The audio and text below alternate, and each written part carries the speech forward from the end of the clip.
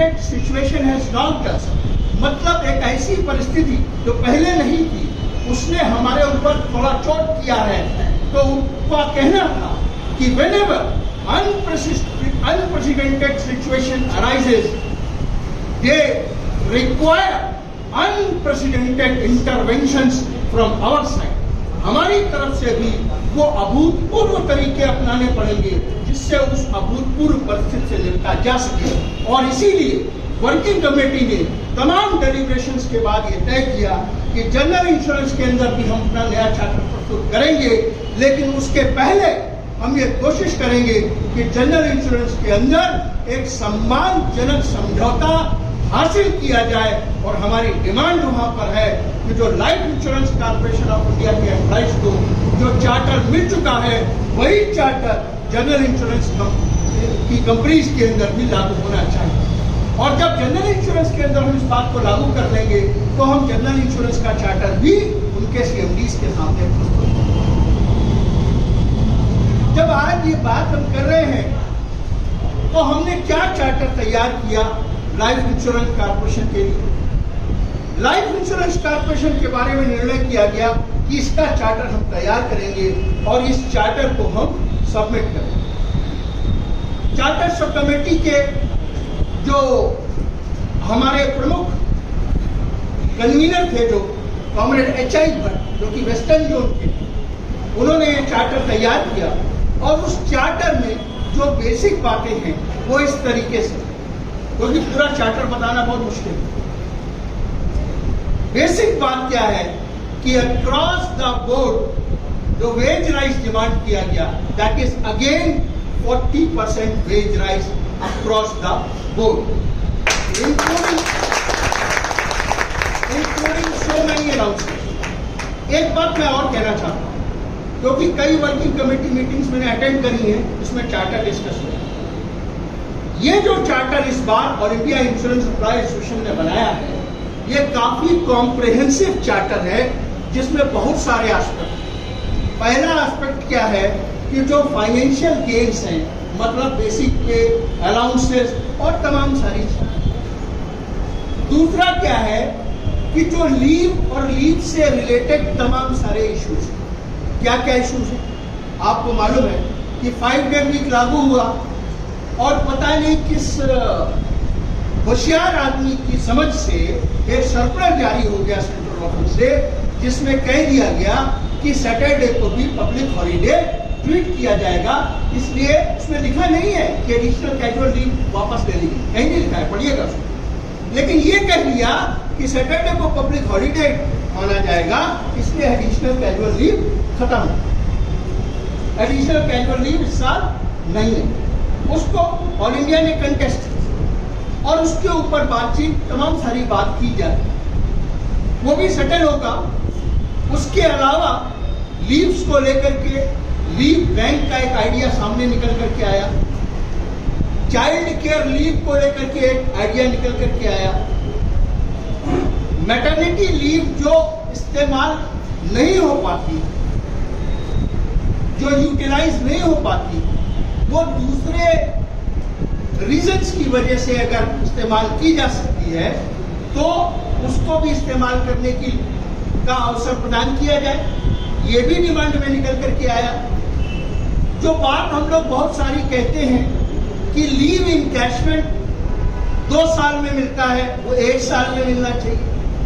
जो हम 330 दिन का पीरियड जोड़ते हैं वो 330 दिन का होना चाहिए। इनकैशमेंट भी फुल होना चाहिए and so on. LTC encashment के ऊपर एक नोट बनाया गया है, वो नोट ऑल इंडिया के द्वारा भेजा जा चुका है। लीव में प्रीफिक्स सफिक्स का जो इशू है कि हम आगे पीछे छुट्टी लेते हैं तो बीच की संडे सैटरडे जुड़ जाता है, उसको खत्म करने की बात है एंड सो ऑन। आप जो कुछ भी सोच सकते हैं, जब फाइनल ड्राफ्ट आएगा मैं सर्कुलेट करूंगा, आप पढ़िएगा। आप जो कुछ भी डिमांड सोच सकते हैं वो सारी की सारी डिमांड्स वहां पर डिफरेंट डिविजन्स जो उसने प्लेस करी। लेकिन सवाल क्या है? सवाल ये है कि चाहे कितना खूबसूरत चार्टर आप बना दीजिए, वो खूबसूरत चार्टर कितना भी आप लॉजिक उसमें लगा दीजिए कितना भी आर्गुमेंट आप दे दीजिए मैनेजमेंट को, सरकार को, क्या केवल आर्गुमेंट से मैनेजमेंट या सरकार इस बात के लिए बाध्य होगी कि वो आपको चार्टर दे? उन परिस्थितियों में जबकि आज की तारीख में परमानेंसी ऑफ जॉब के ऊपर अटैक, सोशल सिक्योरिटी के जो मेजर्स हैं, चाहे वो पेंशन हो या तमाम सारी चीजें हो, उसके ऊपर अटैक। क्योंकि मैं कहना चाहता हूं, अभी लेटेस्ट अखबार में आया है अग्निवीर। What is Agniveer? क्या कारण है अग्निवीर के आने का? अग्निवीर की स्कीम आने के पीछे क्या कारण है? मुझे बहुत दुख हुआ उस दिन टेलीविजन में कि आज के पहले सरकार की जब भी कभी कोई स्कीम आती थी तो उसको जस्टिफाई करने के लिए संबंधित विभाग का मंत्री आता था, उसके ब्यूरोक्रेट आते थे, तमाम सारे लोग आते थे। लेकिन इस बार तो पराकाष्ठा हो गई। इस बार तो सैन्य अधिकारियों ने ही मोर्चा डायरेक्ट संभाल लिया और वो खुद ही जस्टिफाई करने लगे कि नहीं, स्कीम बहुत अच्छी। क्या स्कीम है वो? स्कीम 4 साल की नौकरी ऑफर है। तो 4 साल की नौकरी अगर कोई सेना में ऑफर करी जा रही है और उसको जस्टिफाई कर दिया जाएगा, तो आप कहां से ये समझ पा रहे हैं कि बैंक के अंदर, LIC के अंदर, GIC के अंदर, दुनिया भर के पब्लिक सेक्टर के अंदर किसी को कोई नौकरी मिलेगी? और मिलेगी तो शायद ऐसी ही मिलेगी ना, 4 साल की, 6 साल की, 8 साल की, 10 साल की। तो जब 4 साल की, 6 साल की, 8 साल की, 10 साल की नौकरी मिलेगी, तो जो भाई लोग जानते हैं वो अच्छे से समझते होंगे कि पेंशन, फुल पेंशन प्राप्त करने के लिए 33 साल की नौकरी होनी चाहिए, मिनिमम 20 साल की नौकरी होनी चाहिए, और बहुत ही खराब स्थिति में 10 साल की नौकरी होनी चाहिए। ग्रेजुएटी हासिल करने के लिए मिनिमम 5 साल की नौकरी होनी चाहिए। तो जब 40 साल की नौकरी मिलेगी तो रिटायरमेंट में न ग्रेजुएटी मिलेगी, न PF मिलेगी, न पेंशन मिलेगी। तो कौन सा समाज का निर्माण होने जा रहा है? और जब ऐसे समाज का निर्माण होने जा रहा है तो कौन लोग वो लोग होंगे जो LIC की पॉलिसी को खरीदेंगे? कौन लोग वो लोग होंगे जो LIC की प्रीमियम इनकम को बढ़ाएंगे? और जब LIC का प्रीमियम इनकम नहीं बढ़ेगा तो एक चर्चा बाजार में और चलती। मैं निश्चित रूप से उसका खंडन करना चाहता हूं। बाजार में क्या चलता है कि LIC का शेयर इस भाव में बिका और तमाम सारे लोग को ये कहा जाता है, भ्रम फैलाया जाता है जैसे कि LIC का जो शेयर भाव है वो LIC की इंट्रिंसिक कैपेसिटी को, उसके पोटेंशियल को रिफ्लेक्ट कर रहा है। ये बात बिल्कुल गलत है। कंपनी का, LIC का जो इंट्रिंसिक पोटेंशियल है वो पूरा का पूरा 21,000 करोड़ रुपया जो शेयर कैपिटल के रूप में उधर गया है, शेयर मार्केट में गया है, वो उससे न जाने कितने गुना ज्यादा है। लेकिन बाजार में ये भी बात है, प्राइवेट प्लेयर शायद ये भी बात बाजार में कह रहे हैं आज की तारीख में कंपटीशन को टफ बनाने के लिए कि भाई देखिए LIC का परफॉर्मेंस पहले से पीछे जा रहा है, नीचे जा रहा है। तो ऐसी परिस्थितियों में जब LIC का परफॉर्मेंस को क्वेश्चन में लोग लेकर के आएंगे, और आजकल मीडिया का तो कोई भरोसा ही नहीं, क्योंकि वो सच बात कभी बताने वाला नहीं, वो सच बात कभी कहने वाला नहीं। किसी टेलीविजन न्यूज चैनल में, किसी अखबार में, किसी रेडियो में ये बात सही नहीं बताई जाएगी कि पूरा का पूरा प्रोजेक्ट LIC IPO लाने का पूरा प्रोजेक्ट ही गलत है और आ भी गया तो उसके बाद जो ये प्रचार किया जा रहा है ये दुष्प्रचार है।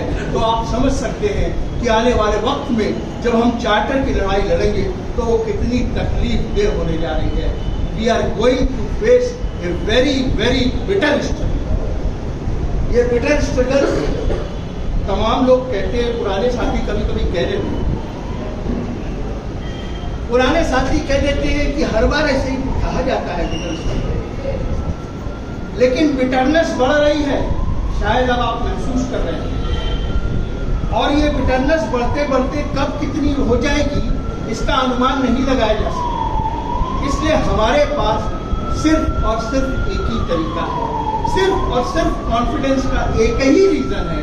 वो रीजन क्या है कि हमको हर हालत में life insurance corporation of India के अंदर डिफरेंट क्लासेस के बीच में अपनी पैक्ट बना करके रखते हुए, एक बड़ी यूनिटी का निर्माण करते हुए, एक ऐसे सोशल कॉज में जुड़ते हुए जहां पर हम एक ऐसी सोसाइटी बना सके जहां लोग ठीक बातों को समझ सके, जो अल्टरनेटिव पॉलिटिक्स है उसको समझ सके। जब तक हम इस काम को ठीक तरीके से नहीं कर पाएंगे, LIC के लोग हाई वेज आइलैंडर नहीं है। एक साथी हमारे कह रहे थे, भैया हमने गूगल पे देखा, उसमें ये लिखा है, कृपा करके इस तरीके की चीजों का प्रचार न करें। ये बात सही है कि आज की तारीख में इवन RBI के लोग, जहां के वेज स्ट्रक्चर, जहां का वेज, भैया भाई साहब थोड़ा सा रुक जाएंगे, 2 मिनट रुक जाए, जहां का वेज स्ट्रक्चर सबसे बढ़िया होता था, वहां RBI के लोग इस बात की डिमांड कर रहे हैं कि हमको LIC के बराबर वेज स्केल मिलना चाहिए। कितनी तरक्की करी हमने। एक जमाना था कि एक एसोसिएशन थी जो कहती थी, चार्टर की लड़ाई शुरू होते हुए कहती थी कि settle the charter, settle it now, not more than banks. उस जमाने में all India bank employees association AIBA एक बहुत बड़ी यूनियन होती थी और उसकी बड़ी धमक होती थी फाइनेंशियल सेक्टर के अंदर, और जब बैंक्स स्ट्राइक की घोषणा करते थे तो सरकारें हिल जाती।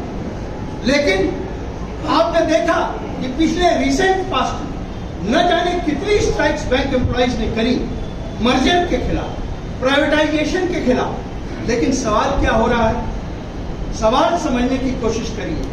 जब वो मर्जर का खिलाफत कर रहे थे तो सरकार मर्जर कर रही है, जब सरकार ने मर्जर कर दिया तो सरकार एक और नई बात कह रही है कि अब केवल एक ही बैंक को पब्लिक सेक्टर में रहने की जरूरत है, बाकी सबको प्राइवेटाइज कर दिया। इन परिस्थितियों के अंदर LIC में जो all India insurance employees association के लोग हैं या जो ज्वाइंट फ्रंट के लोग हैं, उनको कोई ऐसा जादू नहीं आता कि वो जा करके मैनेजमेंट को या सरकार को दिखाएंगे और सरकार और मैनेजमेंट तैयार हो जाएगा चार्टर की।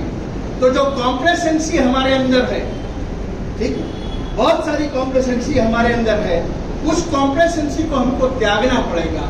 हमको ये समझना पड़ेगा कि हमको एक बेटर यूनिटी की जरूरत है, एक better unity across everything, across every barrier, whether it is a linguistic barrier और रीजनल बैरियर और कास्ट बैरियर और एनीथिंग लाइक दैट। किसी भी किस्म की कोई ऐसी बात जो हमारी यूनिटी को कमजोर करती है, उसके खिलाफ हमको लड़ना पड़ेगा। और अगर हम अपनी यूनिटी को ठीक तरीके से बना करके रख पाएंगे तो मैं आपको ऑल इंडिया इंश्योरेंस एम्प्लॉइज की तरफ से इस बात के लिए आश्वासन देता हूँ कि आने वाले समय में चाहे कितना भी बिटर स्ट्रगल हमको करना पड़े, लेकिन जो एम्प्लॉइज के लेजिटिमेट राइट हैं उनको हम हासिल करके रहेंगे। अपनी बातों को समाप्त करते हुए इनकलाब जिंदाबाद कहते हुए बात समाप्त।